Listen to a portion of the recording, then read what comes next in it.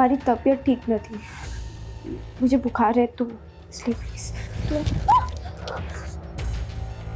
શું બોલે છે? હા, વારંવાર તારી તબિયત ખરાબ થઈ જાય છે. આજે તને દેખાડ દો કેવી રીતે તબિયત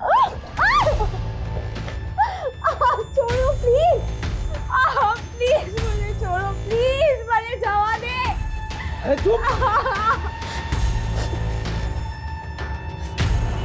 दुनिया जीतने की चाह हर किसी को होती है, पर बहुत कम लोग ये जान पाते हैं कि अगर हम अपने माँ बाप को, अपनों को जीत ले तो जिंदगी में कुछ भी जीतना मुश्किल नहीं है. लेकिन कई बार ये कोशिश ना सिर्फ नाकाम होती है बल्कि गलत मोड़ भी ले आ सकती है.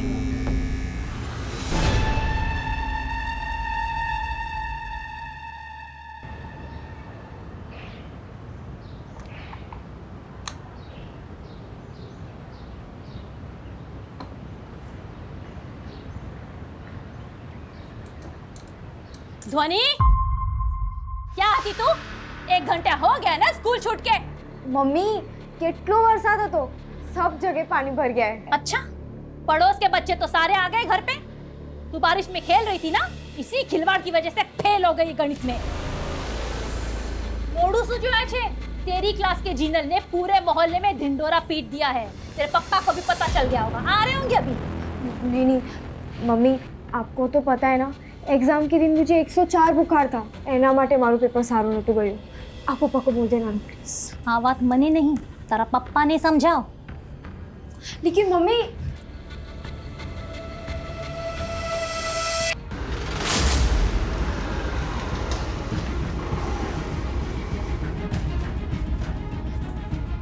ध्वनि, तारा पप्पा आ गया.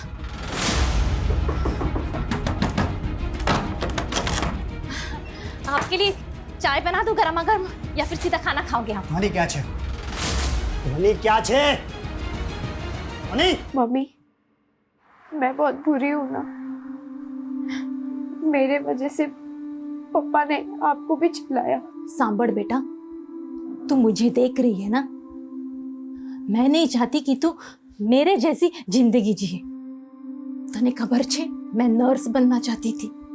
देख क्या बनकर रह गई. ध्वनि, एक ही तरीका है अपनी जिंदगी को संवारने का.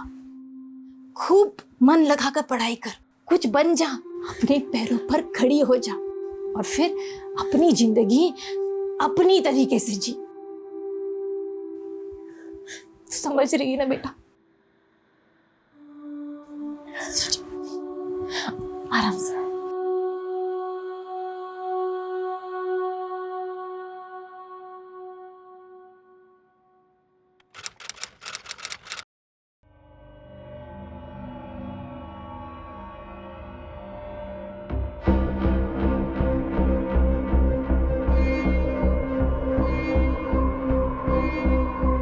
माँ कितनी बार, फंक्शन के लिए लेट हो रहा है, जल्दी करो. अरे हाँ हाँ, मैं रेडी हो रही हूँ, तू भी जल्दी रेडी हो जा. मैं नानी को बोलती हूँ. अरे હું પણ રેડી જ છું બાબા. सब रेडी है तो फिर निकलते हैं ना.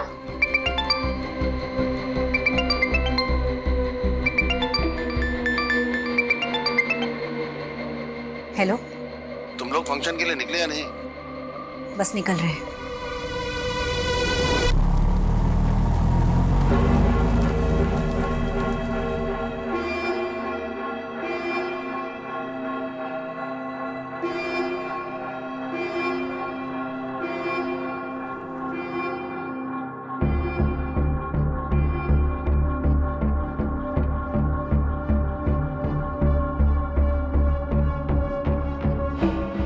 माँ, मैं भी डांस कर लूँ छेली वक्त. अच्छी खबर नहीं कब डांस करने मिलेगा.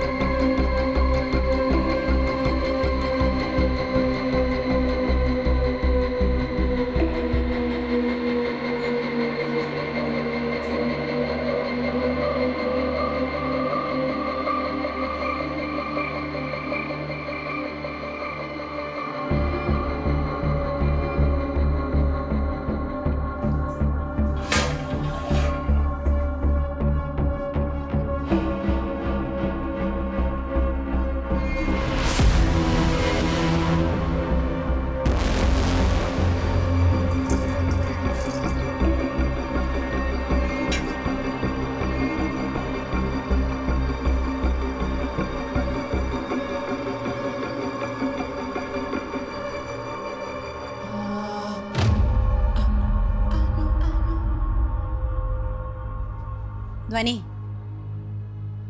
ध्वनि, चल लेट થઈ ગયો.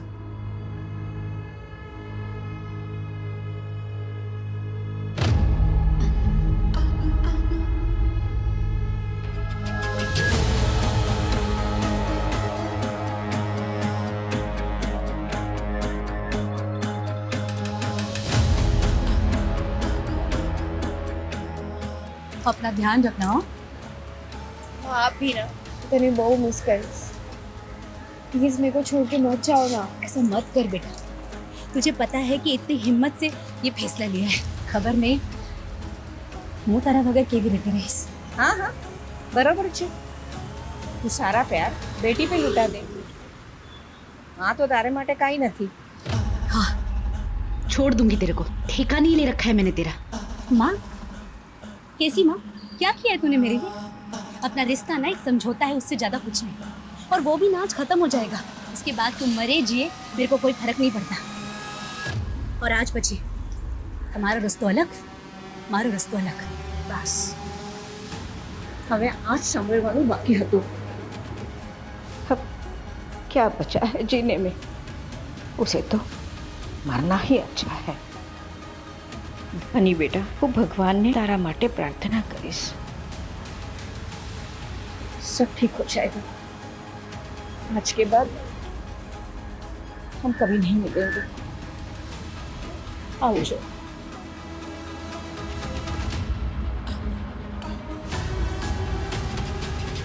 मैं नानी को बहुत मिस करूंगी. जो भी हो, पर वो मेरा बहुत ध्यान रखती है. मैं तो कल स्कूल के टिफिन में भी खीर लेके जाऊंगा. सारू छे.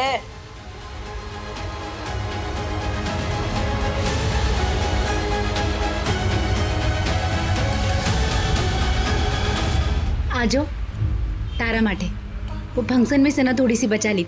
तुझे पसंद है ना, खा लेना.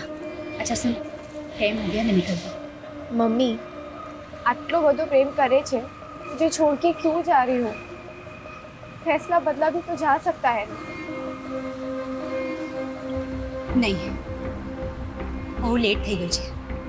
तो अपना ध्यान रखना, मैं निकलती हूँ.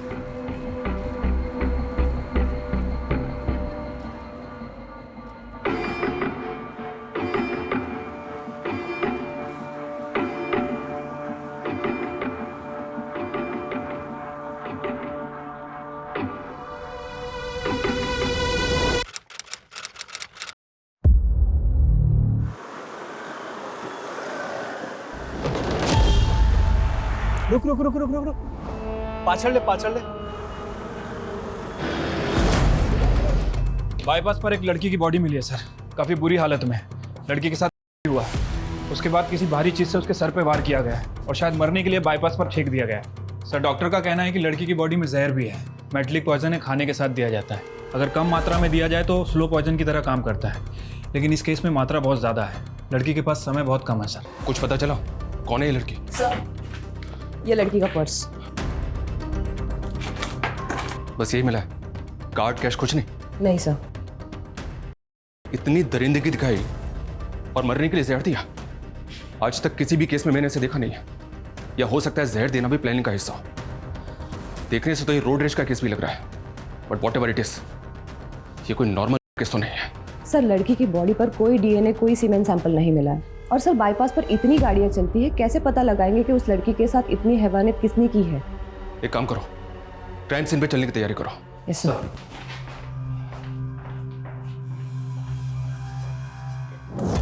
मेरी गट फीलिंग और जुर्म के तरीके को देखकर कह सकता हूं कि हमारी एक नहीं कई रातें काली होने वाली हैं.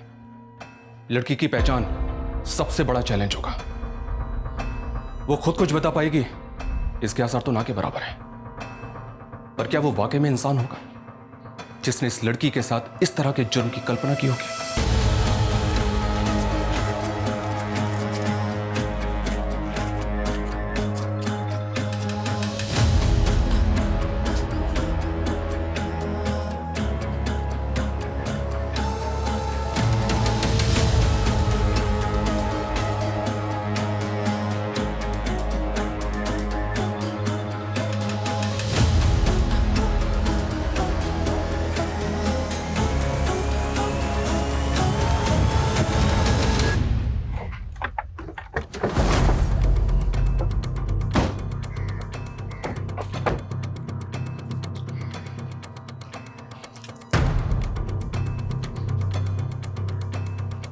वो लड़की यहां तक पहुंची कैसे?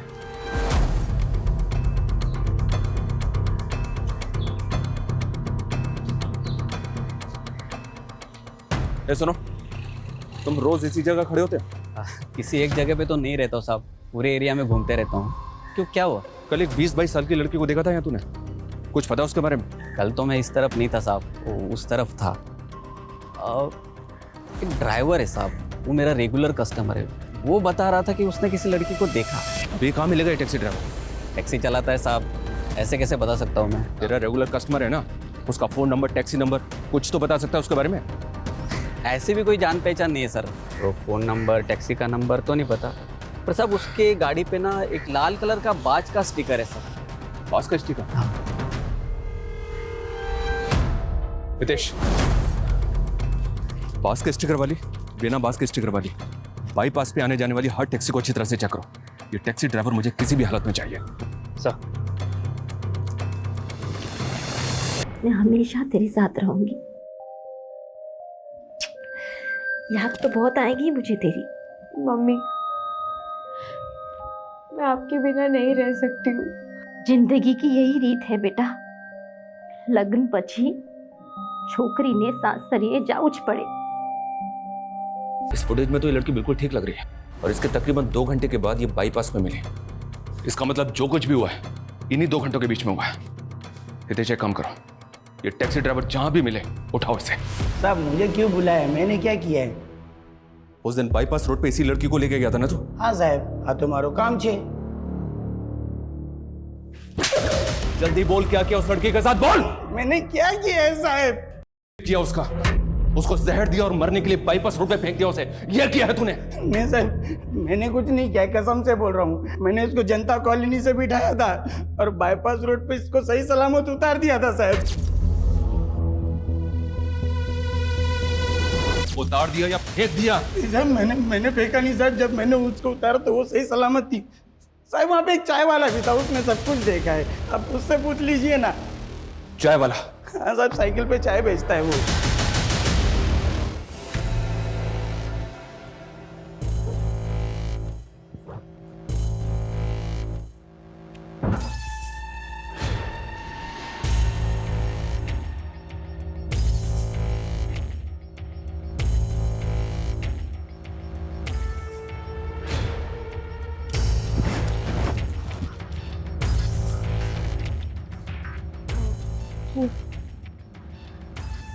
हमारी तबीयत ठीक न थी, मुझे बुखार है, तो इसलिए प्लीज।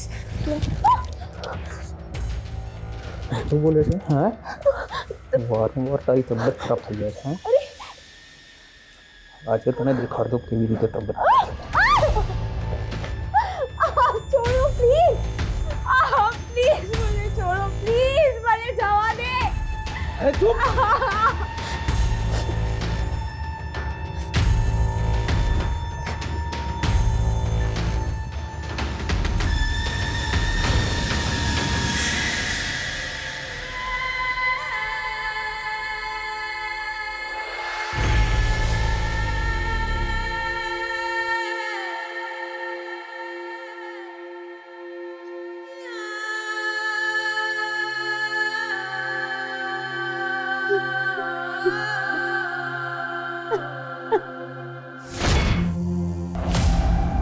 सर, ये न्यूज़ देखी आपने? कल रात जनता कॉलोनी के घर में फंक्शन था और आज मातम मनाने वाला कोई भी नहीं बचा, क्योंकि किसी ने खाने में मेटालिक पॉइजन मिला दिया था, जिससे फैमिली के चारों लोग नींद में ही मारे गए। संगीत में आए 18 मेहमान अस्पताल में भर्ती। एक मिनट, उस लड़की ने भी टैक्सी इसी कॉलोनी से ली थी और उसकी बॉडी में भी यही जहर मिला है, तो पूरी पॉसिबिलिटीज है कि उसे भी जहर इसी फंक्शन में दिया गया।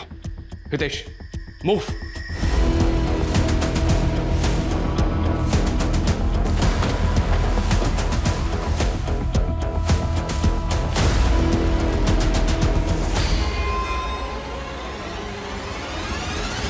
जिसने भी इन्हें जहर दिया वो दरिंदा है सर, बच्चों तक को नहीं छोड़ा।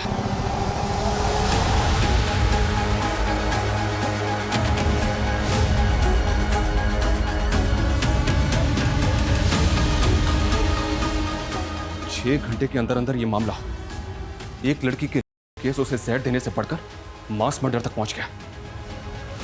पता नहीं अब सब कुछ यहीं रुकने वाला है या और भी बहुत कुछ है जो सामने आना बाकी है? केवर क्या है? वो तो दिल्ली गए। अच्छा अच्छा।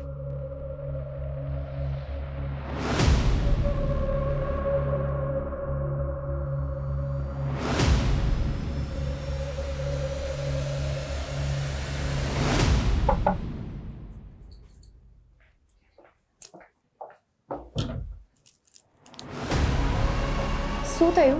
कुछ चाहिए था क्या? हाँ, मैंने तू जो ये क्या क्या क्या नहीं। તમે શું બોલો છો? चुप रहे और मुंह बंद रख। ये तो वही लड़की है। और इसके साथ ये दो औरतें कौन है? सर ये मेहंदी है, ये उसकी बेटी है और ये उसकी माँ है। हमारी मैडम कुछ फंक्शन वगैरह होता था तो उनको मदद के लिए बुलाती थी। तीनों को? नहीं, सिर्फ मेहंदी को। इन दोनों को तो मैंने पहली बार देखा था। अच्छा, इसके अलावा कुछ अजीब नोटिस किया तुमने? हाँ, एक बात अजीब लगी मुझे। कल जब मैं किचन में गया तब मेहंदी खीर लगा रही थी। आंसू करे छे, खीर तो बनी हुई थी ना, ये क्या डाल रही हो ऊपर से? फ्लेवर है, खीर में अच्छा स्वाद आ जाएगा। देखना सब हाथ चाट चाट के खाएंगे। इसका मतलब है उस खीर में ही जहर था सर, जिसे खाकर आधे लोग मर गए और आधे लोग हॉस्पिटल में। उस औरत ने अपनी बेटी को भी जहर दे दिया और उस लड़की को भी। एक मिनट, इसका मतलब उस परिवार के अलावा वो 18 लोग भी अपनी जान से हाथ धोने वाले हैं। डॉक्टर्स का भी यही कहना है सर।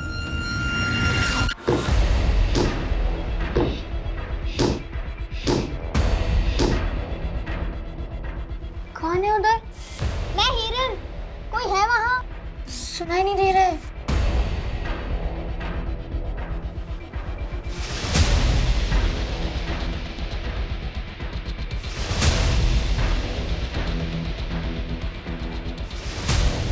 एक मिनट, तुम्हारे पास पेपर का ग्लास है?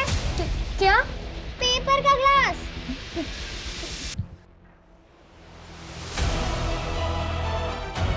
हाँ है।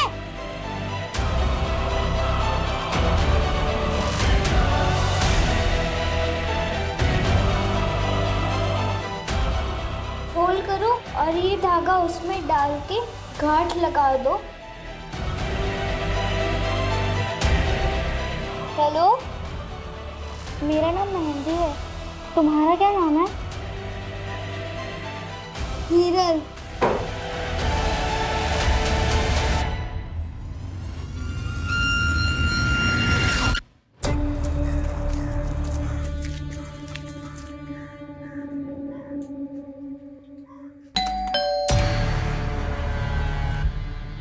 कौन था मैं? नमस्ते मैडम, हूँ मेहंदी छू। पास से पता चला कि आपको घर काम के लिए हेल्पर की जरूरत है। जरूरत तो छे, पर पूरे महीने के लिए नहीं, सिर्फ 2 दिन के लिए। चाल से मैडम, वैसे भी मेरे पास कोई काम नहीं है तो मैं कर लूंगी। ठीक है, पर बहुत सारा काम होगा। शादी का माहौल है, बहुत सारे मेहमान भी होंगे। બધું કરી લઈશ ને? आप बिल्कुल भी फिक्र मत करो, आपको जरा भी शिकायत का मौका नहीं दूंगी मैं। ठीक है, ચાલ અંદર। ये हमारा किचन है, हाँ, અને આગળ જઈને પછી આ અમારું बेडरूम और ये मेरे बेटे का बेडरूम, हाँ, और ये आगे जाके यहाँ पे ऊपर टेरेस और ये हमारा हॉल। ठीक है, तुम जाके ना किचन में थोड़े से बर्तन है वो पहले घिस लो, बाकी का काम मैं बाद में बताती हूँ। हाँ, जाओ।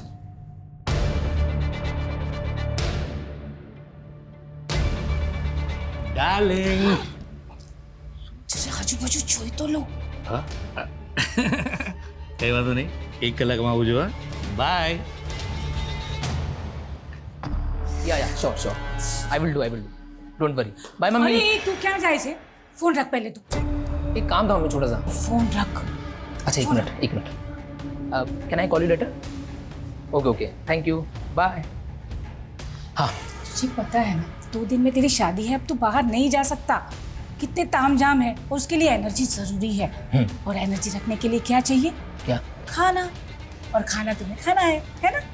तो चलो, तुझे ने बेस हूँ नाश्ता ले आओ। मैडम, आप बैठो, मैं खाना लगा देती हूँ। ना, मेरे बेटे को तो मैं ही खाना खिलाती हूँ, है ना बेटा? हाँ मम्मी।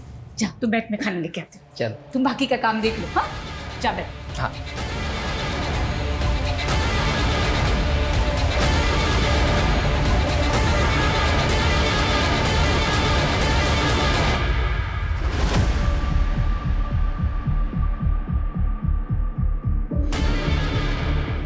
हाँ सर, काले जोजू हतू, ये दोनों यहीं बस स्टॉप पर बैठे थे। ये यहाँ से कहाँ गई कुछ पता है? सर ये तो नहीं पता, क्योंकि मेरी बस आई जब तक दोनों यहीं थे, उसके बाद मैं निकल गया। ये नानी भी थी इनके साथ? सर इनको तो नहीं देखा, बस वो दोनों ही थी।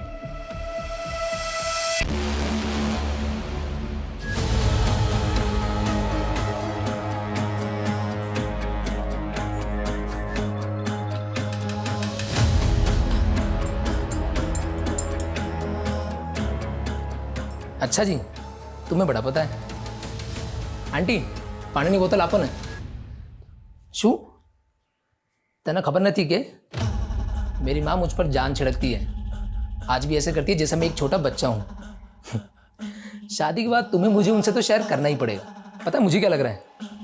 मुझे लग रहा है शादी के बाद तुम दोनों में सॉलिड कंपटीशन होने वाला है, देख लेना। वो दूध किसके लिए? आपकी मम्मी के लिए, वही देने जा रही थी। अच्छा, लाओ मैंने आपको मिले जाता हूँ। मारा पर खोटो आरोप मुकी रही है।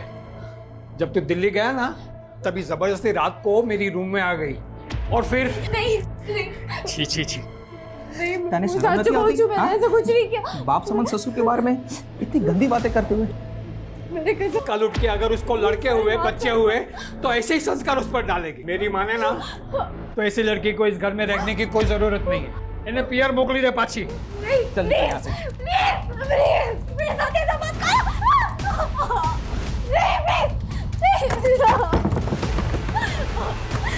दरवाजा खोलो प्लीज।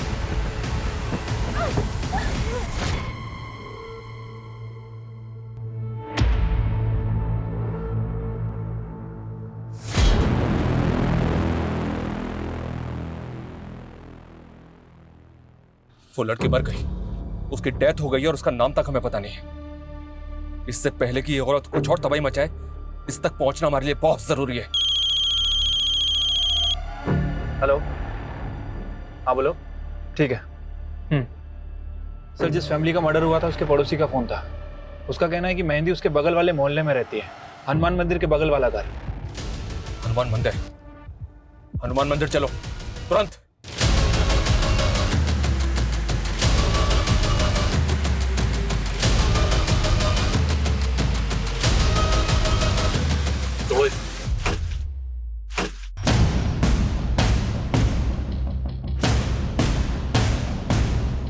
घर को अच्छी तरह से सर्च करो, देखो कहीं कुछ मिलता है क्या।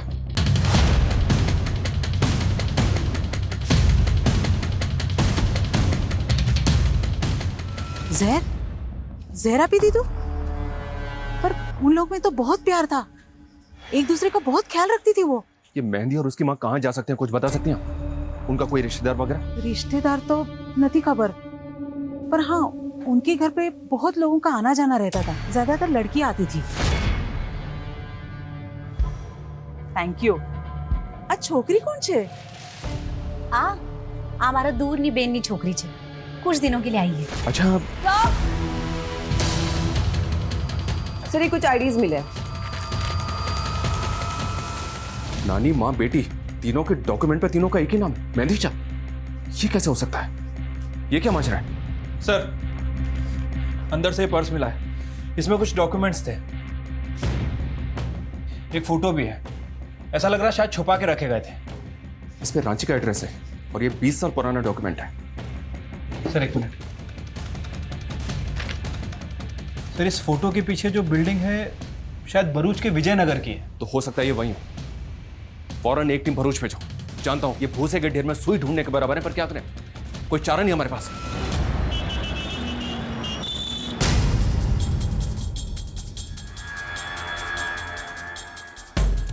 एक मिनट सुनना, इसको देखा है तुमने? सर ये तो जमुना भाई है और ये उनका बेटा मयूर। इन तीनों में से किसी को पहचानते हो?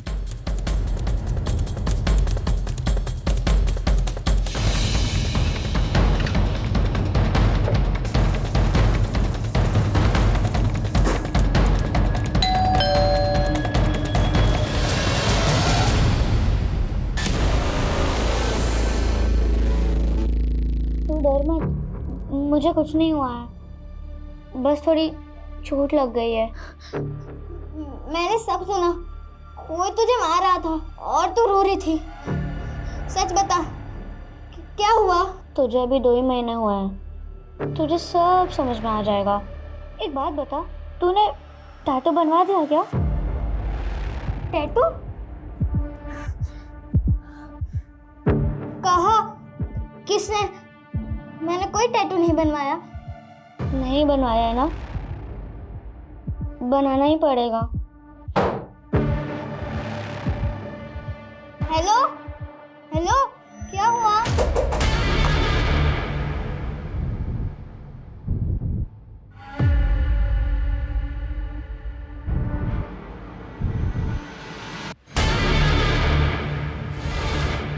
सब चुरा लिया, सारा महंगा कीमती सामान सब उड़ा लिया। 2 दिवस પછી મારા લગન છે। पता नहीं कहां से घूमती फिरती आई थी। मम्मी ने तो हेल्प करने के लिए रखा था उसे, शादी का काम संभालने के लिए। हमने शू खबर की वो चोर निकलेगी। जमुना दास जी, अजीब बात है, आप अपनी पहली पत्नी को नहीं पहचान पाए?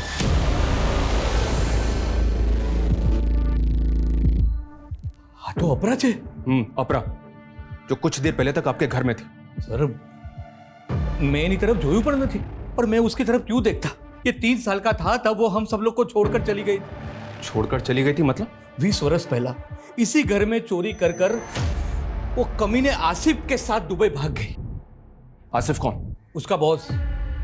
अपरा ने मुझे ये बोलकर ही उससे मिलवाया था कि वो उसकी नौकरी लगाने वाला है। मगर सच बताऊं सर, वो दोनों का लफड़ा था, लफड़ा। दुबई जाने के बाद उसने मुझे चिट्ठी भेजी कि मैं घर छोड़कर जा रही हूं, मुझे ढूंढने की कोशिश मत करना। हितेश, आसपास के एरिया के जितने भी सीसीटीवी सबको अच्छी तरह से चेक करो। देखो वो किधर गई है या फिर कहां जा सकती है। हमारे पास टाइम बिल्कुल भी नहीं है। पता नहीं अब वो और क्या प्लान बना के निकली यहाँ से। इससे पहले कि वो कुछ और करे, हमें उसे रोकना होगा तुरंत। हेलो, ठीक है, लॉकअप में डालो उसे। सर, वो चाय वाला पकड़ा गया। इनको क्यों लेके आए मैडम? चल बोल, जल्दी बोल, उस रात लड़की के साथ तूने क्या किया? मैंने कुछ नहीं किया सब। ये ऐसे नहीं मानेगा, इसकी 2-4 हड्डियां तोड़ो, उसके बाद ये बोलेगा। बता दो सब, बता दो। तेरी जान से भी ज्यादा प्यार करता हूं मैं तुझसे। तेरे सिवा कोई दिखता ही नहीं है मुझे। सुनना, एक कस्टमर आया, मैं बाद में बात करूं?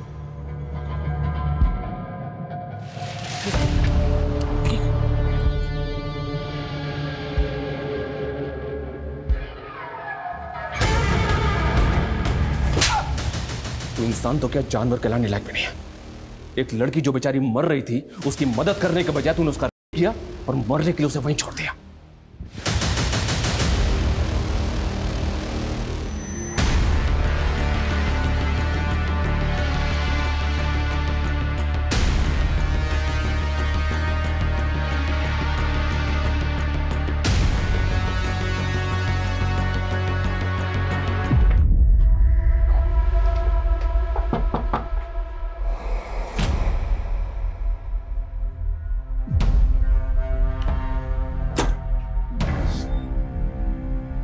ये ध्वनि का घर है। अब वो यहाँ नहीं रहती। कहाँ रहती है बता सकते हैं? पता नहीं। तब तो आपको ये भी नहीं पता होगा कि कुछ देर पहले उसकी मौत हो गई है।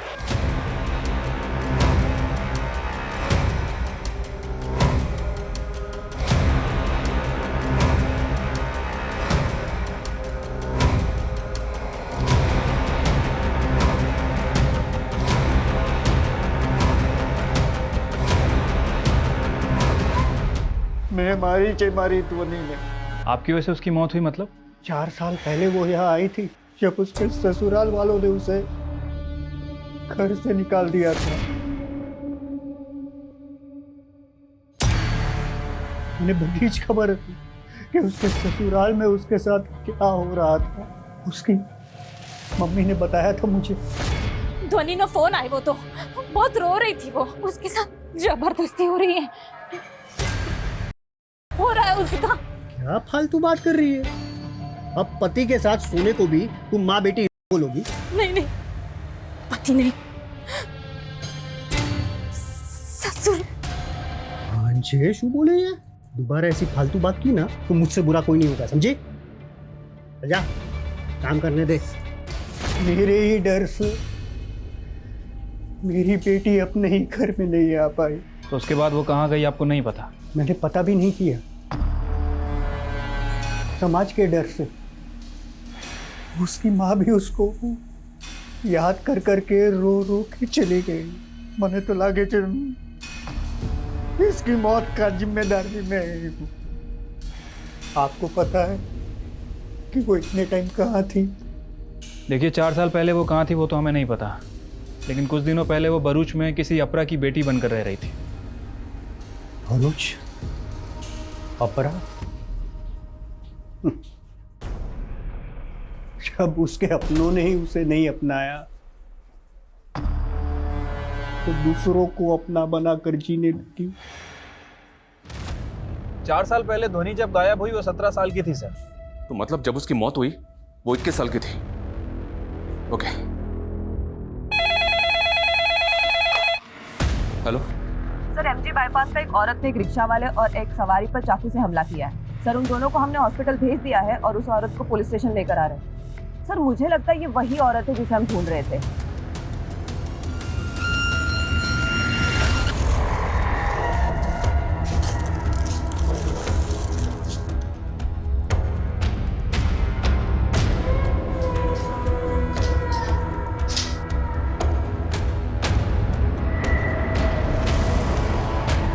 अपना बहन, इरादा क्या है तुम्हारा? और कितनी लाशें गिराओगी? अपने घर में तुम इसलिए गई थी ना, किसे मारना चाहती हो बोलो? अपने पति की दूसरी बाइडी को। वो दूध किसके लिए? आपकी मम्मी के लिए, वही देने जा रही थी। लाओ, मैंने आपको मिल ही जाता हूँ।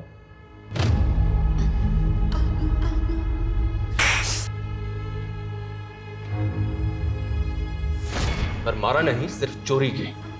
क्यों? क्योंकि मेरा पति और मेरा बेटा उसके साथ खुश है। मयूर उसे ही अपनी माँ मानता है। उसे तो शायद पता भी नहीं कि मैं उसकी माँ हूं। अभी मुझे सीधी तरह से ये बताओ, क्यों कर रही हो ये सब? खत्म कर देना चाहती हूँ हर उस चीज को, हर उस इंसान को जिसने मेरी जिंदगी बर्बाद की। त्यारस मैंने शांति मठ से। पर तुम तो अपनी मर्जी से गई थी ना, चिट्ठी भी भेजी थी तुमने। चिट्ठी मैंने नहीं, आसिफ ने भेजी थी, ताकि जमुना कभी मुझे ढूंढे ही ना। मैं जमुना की वजह से इस नरक में गिरी। अने जमुना ये शू करियो?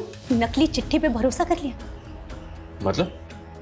जमुना की कमाई कुछ खास नहीं चल रही थी, हमें पैसे की जरूरत थी, तो मैं नौकरी के लिए निकली। मेरा बेटा छोटा है तो मैं वो फुल टाइम जॉब नहीं कर पाऊंगी। पार्ट टाइम जॉब रहेगा ना तो वो मैं कर लूंगी। जमुना, मैं ना बहुत लकी हूँ जो आसिफ जैसा बॉस मिला। 6 महीने हो गए लेकिन जॉब में कोई भी प्रॉब्लम नहीं है बोलो, और बहुत ध्यान रखता है। मुझे तो लगता है ना हमारी लाइफ एकदम अच्छी हो जाएगी। अपना दुबई का एक काम आया है, 1 वीक की ट्रिप है भाई। फैमिली फंक्शन मैनेज करना है। तुम खूबसूरत हो, अच्छे मैनर्स हैं, अच्छे पैसे भी मिलेंगे। बताओ, जाओगी?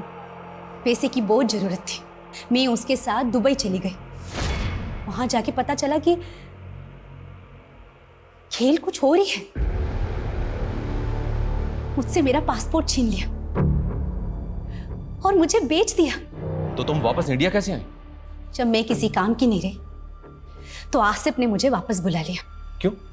तुम वापस अपने घर पे जा सकती थी ना, क्यों नहीं गई? आसिफ मेरे वीडियोस बनाता था और मुझे ब्लैकमेल करता। रोटली, घर यानी कपड़ा देकर मुझे बच्चियों को तैयार कराने के काम में लगा दिया। बच्चियों को तैयार करना मतलब? कौन बच्चियां? किस लिए? गरीब मजबूर बच्चियां जिन्हें वो फुटपाथ से उठाता और उनके माँ बाप को सपने दिखाता कि उन बच्चियों को पढ़ाएगा, लिखाएगा और बड़ा करके उनका लगन करवाएगा। तुम उन बच्चियों के साथ क्या करती थी? सिर्फ मैं नहीं, फाल्गुनी भी यही काम करती। हम नए नए मोहल्ले में घर लेते, उन बच्चियों को रहना सहना, ठीक से बात करना सिखाते थे। उसके बाद बाबा उन बच्चियों को अमीर पार्टियों में, अमीर घरों में काम के नाम पे धंधे के लिए भेजता। उन बच्चियों की भी वैसे ही वीडियोस बनाता ताकि वो बच्चियां भी काम छोड़कर कहीं भाग न सके।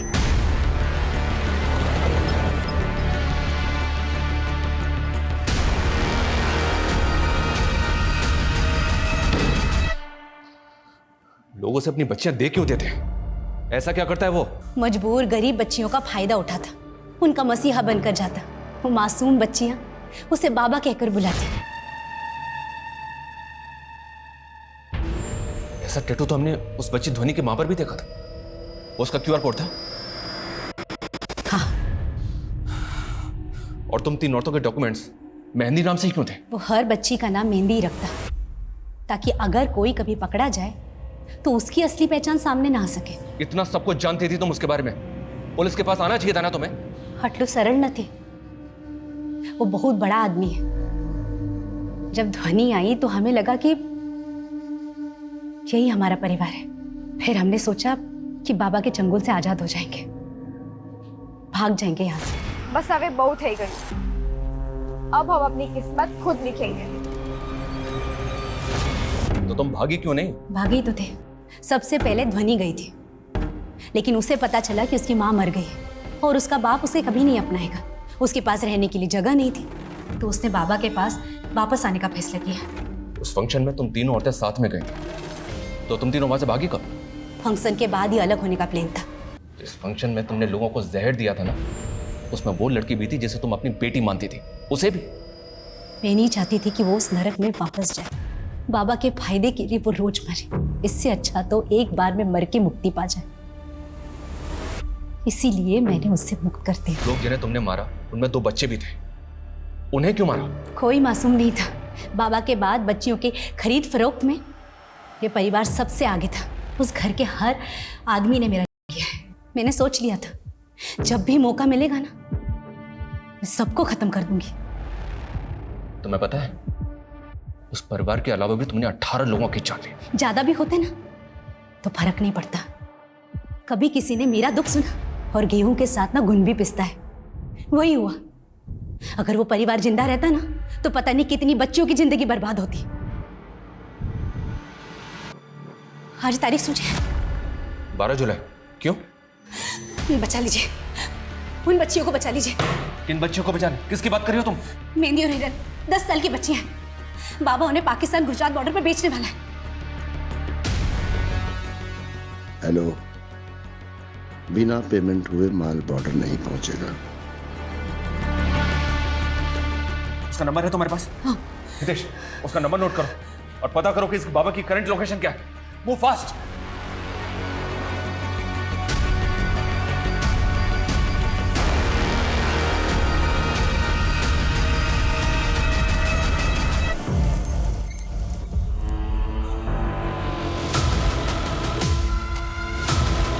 सर, ये बाबा आसिफ अंसारी, ये ऑनलाइन न्यूज पोर्टल चलाता है सर। व्हाट? ये बाबा एक जर्नलिस्ट है? हाँ सर, और काफी बड़े बड़े लोगों में इसकी पहचान भी है, गुजरात पाकिस्तान बॉर्डर पर भी। मतलब बॉर्डर पे बच्चों की तस्करी हो रही होगी। हितेश, लोकल पुलिस को इन्फॉर्म करो तुरंत।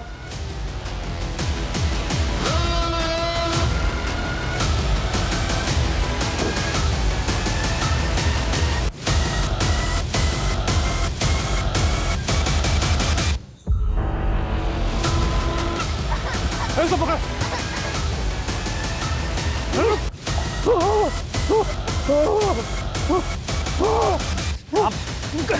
कहाँ भाग रहा है? बच्चों को लेके जाएगा?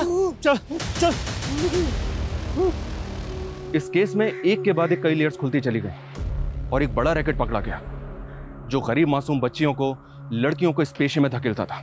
यह केस इस ओर भी इशारा करता है कि एक इंसान, एक नागरिक के रूप में हमें बेहद सतर्क रहना होगा, क्योंकि अच्छी जिंदगी का सपना दिखाकर कईयों की जिंदगी उजाड़ देने का प्लान बनाए कई आसिफ हमारे इर्द गिर्द ही घूम रहे हैं। याद रखिए, इस मतलबी दुनिया में बिना स्वार्थ के कोई किसी का भला नहीं करता। There are no free lunches. जय हिंद।